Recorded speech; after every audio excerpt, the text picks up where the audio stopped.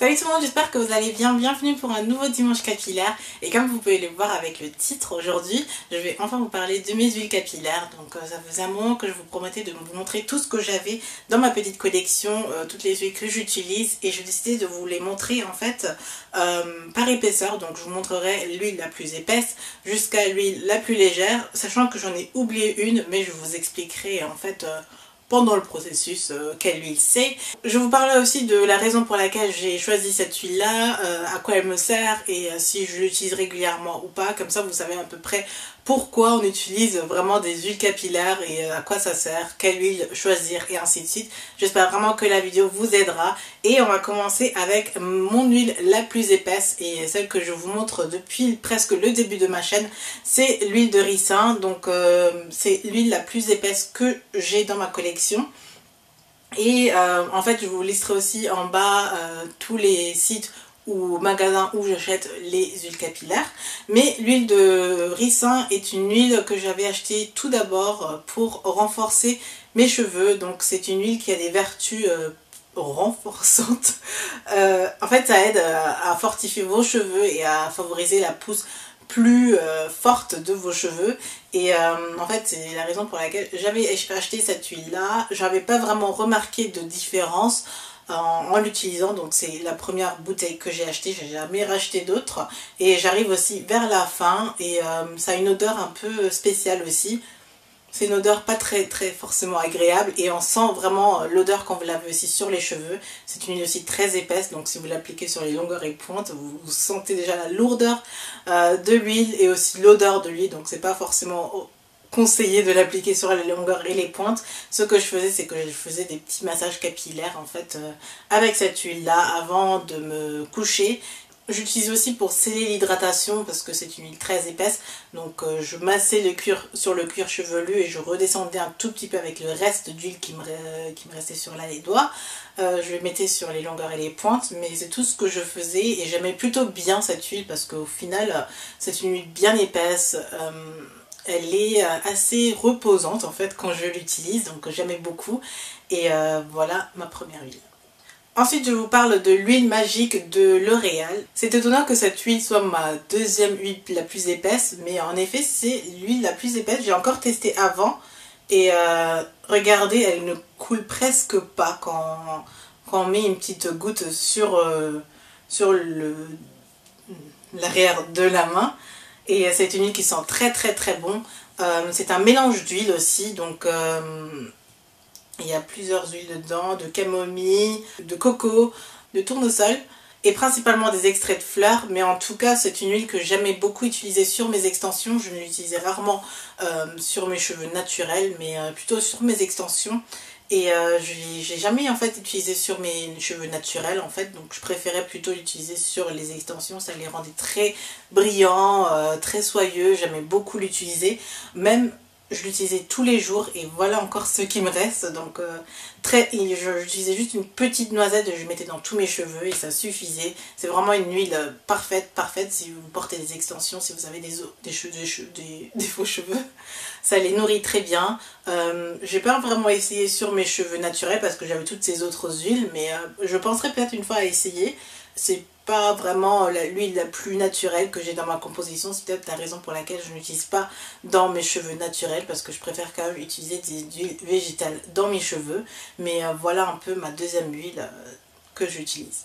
Vient ensuite l'huile de menthe poivrée. Merci à celles qui m'ont aidé à définir cette huile. Cette huile je l'utilise surtout pour mes massages crâniens. Donc c'est une huile pas très épaisse, plutôt légère en fait, mais un tout petit peu d'épaisseur quand même. Et je l'utilise pour mes massages crâniens. C'est ce que je fais peut-être le soir avant de me laver les cheveux, ou 10 minutes avant de me laver les cheveux, ou un quart d'heure avant de me laver les cheveux. J'en utilise et je masse en fait mon cuir chevelu avec, et vous avez ce moment de chauffe qui est juste extraordinaire, qui fait vraiment du bien. Et l'odeur reste vraiment dans vos cheveux, donc je vous conseille quand même de vous laver les cheveux ensuite.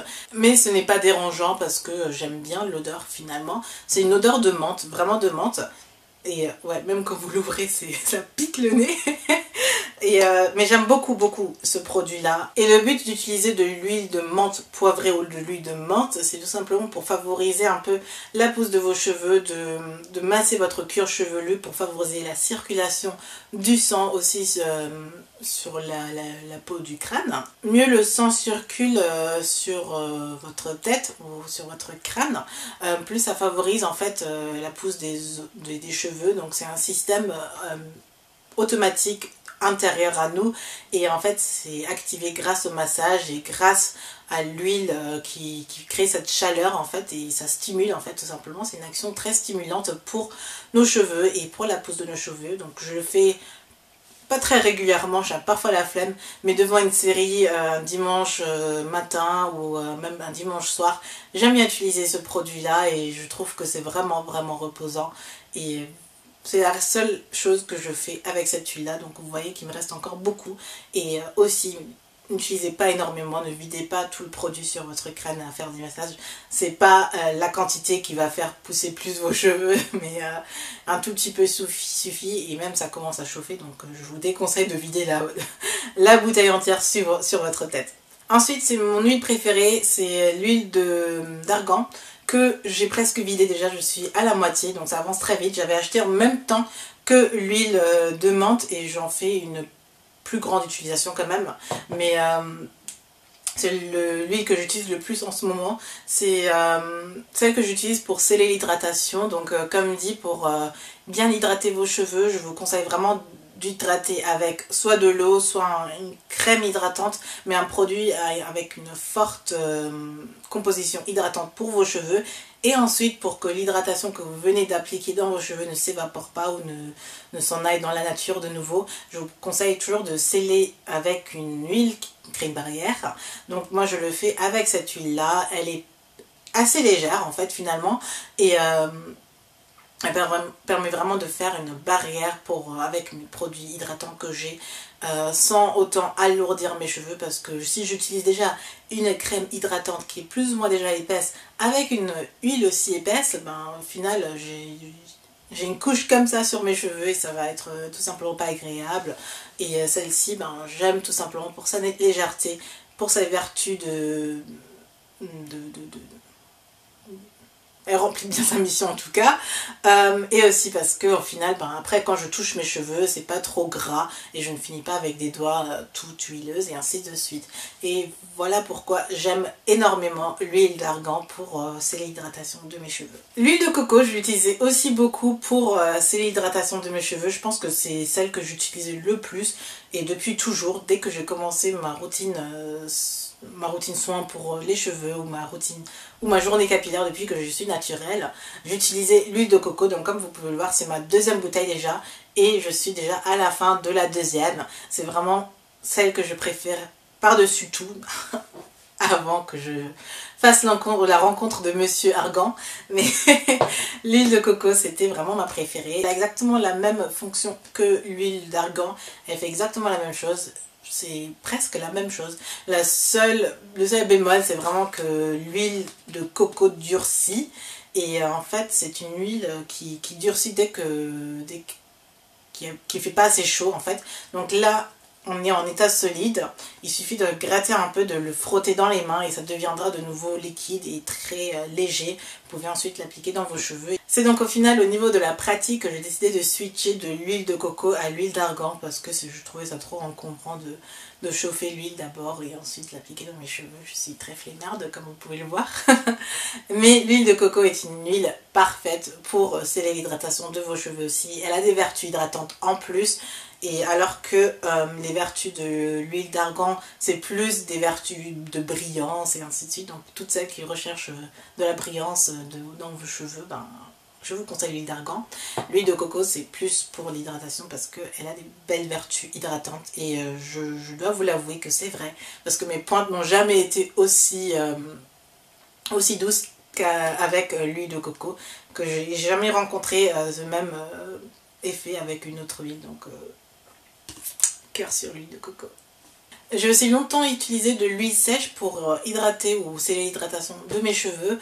Donc celle-ci est de Cadalis, c'est l'huile précieuse nutritive à la banane verte que j'utilisais d'abord pour le corps, mais ensuite j'avais testé une fois pour mes cheveux, j'aimais beaucoup l'odeur, j'aimais la légèreté et j'avais continué à sceller l'hydratation de mes cheveux avec cette huile-ci.